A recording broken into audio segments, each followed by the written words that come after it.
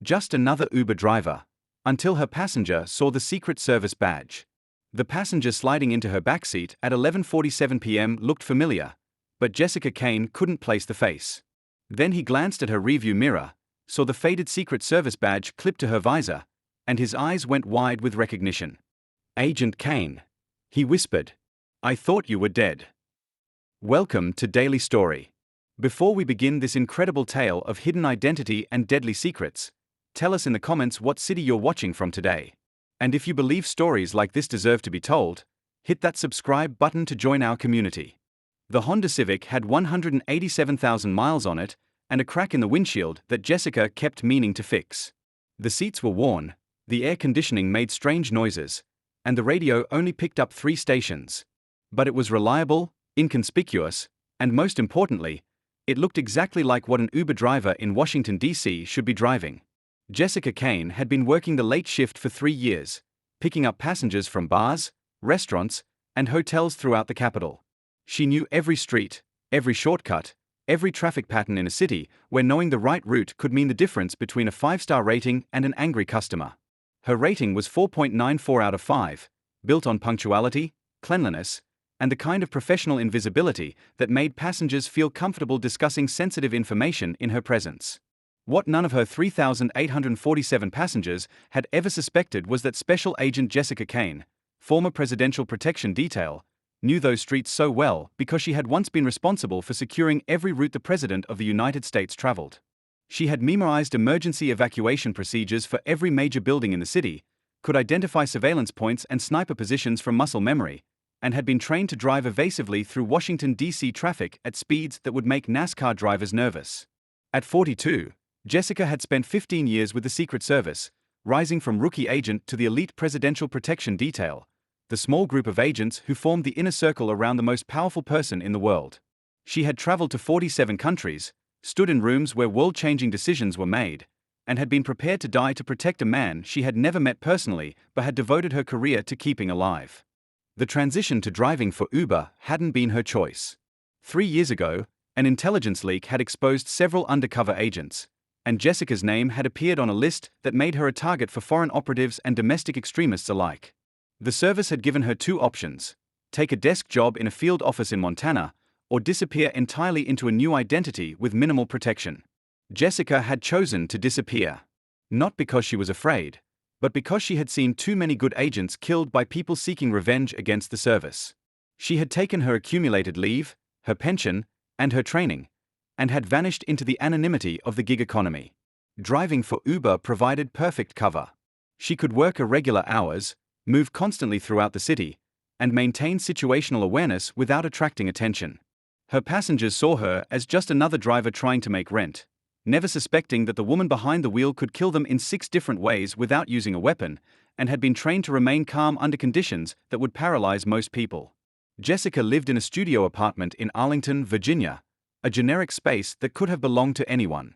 Her neighbors knew her as Jess, the quiet woman who worked nights and kept to herself. She had no close friends, no romantic relationships, and no connections to her former life except for the encrypted phone she kept charged in her kitchen drawer, a phone that hadn't rung in 18 months. The Secret Service badge clipped to her visor was her only visible connection to her past. It was old, worn, and could have been purchased at any military surplus store. Most passengers never noticed it, and those who did assumed it was either fake or belonged to a family member. Jessica kept it there, not out of nostalgia, but as a reminder of who she had been trained to be, even if she could never be that person again. The night of November 15th started like any other. Jessica had been online for 6 hours, completing 17 rides throughout D.C., Northern Virginia, and suburban Maryland. Her last pickup of the night was scheduled for 11:45 p.m. at the Renaissance Hotel downtown, a businessman who needed to get to Reagan National Airport for an early morning flight. She pulled up to the hotel's passenger loading zone and sent the standard arrival message through the app. 3 minutes later, a man in his 50s approached the car, wheeling a small suitcase and carrying a laptop bag. He was well dressed but not flashy, the kind of professional Washington traveler who knew how to move efficiently through airports and hotels without drawing attention.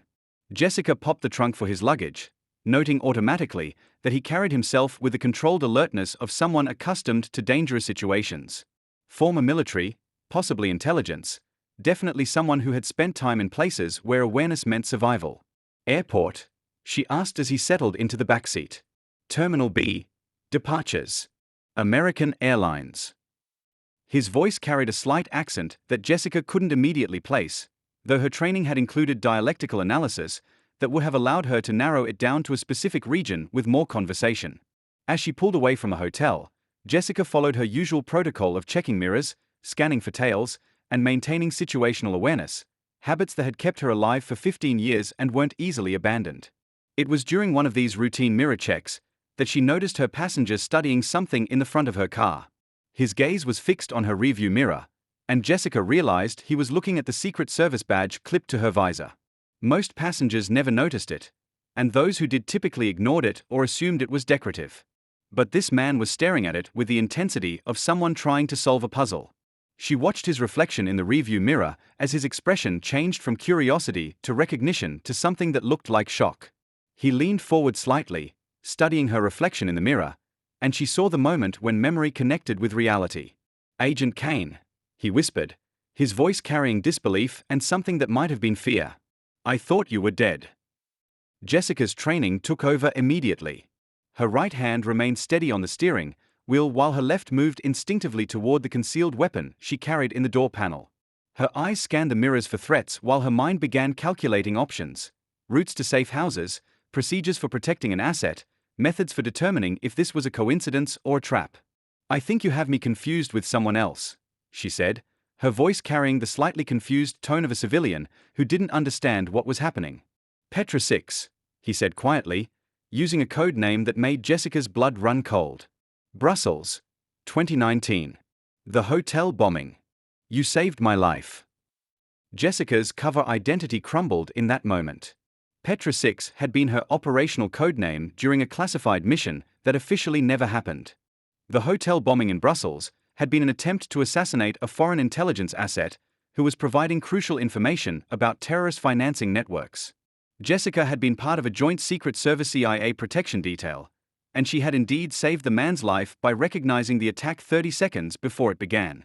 She looked at him again in the rearview mirror, and this time she recognized him. Dmitry Volkov, a former Russian intelligence operative who had defected to the United States in 2018. He had been one of the most valuable intelligence assets in decades, providing information that had disrupted dozens of operations and saved countless lives.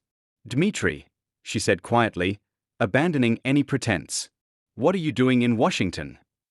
"The same thing you are, I suspect. Trying to stay alive." He leaned back in his seat, his body language suggesting relief rather than threat. "I've been living in Minneapolis under the name David Williams. Import business, suburban house, neighbors who think I'm a boring businessman who travels too much." Jessica made a decision that went against every protocol she had ever learned. Instead of heading toward Reagan National Airport, she took the exit toward Arlington, navigating through residential streets that would make surveillance difficult to maintain. "Where are we going?" Dmitry asked, though his tone suggested he already knew she wasn't taking him to catch a flight. "Somewhere we can talk safely. If you're here, and you're not supposed to be, that means something has gone wrong." She drove to a 24-hour diner in Arlington that she had scouted years earlier: multiple exits, good sight lines, and the kind of place where two people having a late-night conversation wouldn't attract attention. They took a booth in the back corner, where Jessica could watch both entrances and the parking lot. "How did you recognize me?" she asked once they had ordered coffee. "The badge was the first clue, but honestly, it was your driving that confirmed it. You navigate DC like someone who knows every secure route and potential threat point. That's not something you learn driving for Uber." Jessica studied his face, noting the signs of stress and fatigue that suggested he hadn't been sleeping well. "Why are you here, Dmitry? Your handler would never approve travel to Washington without advance clearance." His expression darkened. "My handler is dead. Shot 3 times in his hotel room in Minneapolis 2 days ago. Made to look like a robbery, but they didn't take his wallet or watch. Professional work." The implication hit Jessica immediately. If Dmitry's CIA handler was dead and he was in Washington, it meant the network that was supposed to protect him had been compromised. He was running, and he had nowhere else to turn. "Who else knows you're here?" "No one." I used cash and fake identification to get to DC. I've been sleeping in my car and trying to figure out who I can trust. Then I saw your Uber profile picture and thought I recognized you, but I wasn't sure until I got in your car." Jessica felt the familiar weight of responsibility settling on her shoulders. 3 years of anonymity were about to end, because a man who had risked his life for American intelligence needed help, and she was possibly the only person in the city who could provide it. "They're cleaning house," she said, understanding the larger picture. "Someone has access to classified files, and they're eliminating assets who know too much. That's why you can't trust official channels." "That's what I think, too. The question is, what do we do about it?" Jessica stared out the diner window at her Honda Civic parked under a streetlight. 3 years ago, she had walked away from a life where decisions like this were made by committees and approved by directors. Now she was sitting in an all-night diner with a Russian defector, and the choice of whether to help him was entirely her own. "First, we get you somewhere safe. Then we figure out who's hunting you and why. But I need to know everything: who had access to your location, what operations you've been involved in, and what you know that's worth killing for." Over the next 2 hours, Dmitry told her about a network of foreign operatives who had been systematically gathering intelligence on American assets for months. His handler had discovered the network 3 weeks ago and had been preparing to expose it when he was killed. The information was hidden in encrypted files that only Dmitry could access, but he needed help to get it to the right people without being killed in the process. Jessica realized that her 3 years of hiding were over. Someone was hunting American intelligence assets, and she had the skills and knowledge to help stop them. More importantly, she had something that few people in intelligence work possessed: she was presumed dead, which made her invisible to surveillance and threat assessment. As the sun began to rise over Washington, D.C., Jessica made a phone call she had sworn she would never make. The encrypted phone in her kitchen drawer had finally rung, except this time, she was the one making the call. "Control, this is Petra 6. I'm alive, I have a package, and we have a problem." 6 months later, Jessica Kane was still driving for Uber, still living in her studio apartment in Arlington, still maintaining the cover identity that had kept her alive for 3 years. But now she was also working again, conducting operations that officially didn't exist for an agency that officially didn't employ her. The network of foreign operatives had been exposed and neutralized, thanks to information provided by Dmitry and operations conducted by agents who were supposed to be retired or dead. Jessica had discovered that some forms of service never truly end. They just find new ways to protect the people who need protection. Her Uber rating had dropped to 4.91 after several late-night rides that had ended in places other than the destinations passengers requested. But the people she had helped, intelligence assets, witnesses, and others whose lives depended on remaining invisible, were alive because someone had been there to help when official channels couldn't be trusted. The Secret Service badge still hung from her rearview mirror, but now it meant something different. It wasn't just a reminder of who she had been, it was a symbol of who she remained, even when the world believed otherwise. Dmitry had returned to Minneapolis under heavy protection, his information having prevented 3 terrorist attacks and exposed a network that had compromised American intelligence operations across 2 continents. He sent Jessica a postcard once a month from his import business, brief messages that let her know he was alive and well. Jessica continued driving the late shift through Washington, D.C., picking up passengers who needed to get from one place to another safely and anonymously. Some were tourists or business travelers who simply needed transportation. Others were people whose lives depended on having a driver who knew how to disappear into traffic, avoid surveillance, and ask no questions about destinations that weren't on any official map. To the world, she was still just another Uber driver trying to make a living in an expensive city. But to a small group of people who operated in the shadows of American intelligence, she was something more valuable: a guardian who could move through the city invisibly, protecting assets and gathering information for operations that would never appear in any official record. Sometimes, the most important work is done by people who officially don't exist, protecting others who can't be protected through official channels. Jessica had learned that retirement doesn't mean the end of service. It just means finding new ways to serve.